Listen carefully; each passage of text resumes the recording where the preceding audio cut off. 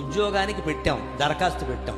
ఆ మనతో పాటు ఏదో ఒక 25 మంది పెట్టారు, 25 మందిని ఇంటర్వ్యూకి పిలిచారు. అది మనకి రావాలి అనుకున్నాం. మన ప్రయత్నం మనం చెయ్యాలి. దాంతోపాటుగా గుళ్ళోకి వెళ్ళి దండం పెట్టుకోవాలి. స్వామి, నా కుటుంబం పరిస్థితి నీకు తెలుసు, ఈ ఉద్యోగం వస్తే కాస్త మేము బయటపడతాం, అందులోంచి కాస్త నాకు వచ్చేలా చూడు. ఇలా అడగడం స్వార్థమే, కానీ మరి నిన్ను కాకపోతే ఎవరిని అడుగుతావయ్యా అని లౌక్యంగా ఓ దండం పెడితే, భక్తుడైన వాడికి భగవంతుడు చేసే సహాయం ఎలా ఉంటుంది అంటే, ఆ ఇంటర్వ్యూలో అధికారులు ఉంటారే, వారు కాస్త వీడిని తేలికైన ప్రశ్నలు అడిగేలాగా, వీరు ఏ రకమైన జవాబు చెప్పినా ఆనందించేలాగా చేసి మొత్తం మీద బయట పారేస్తాడు. అనుమానమే లేదు ఇక్కడ.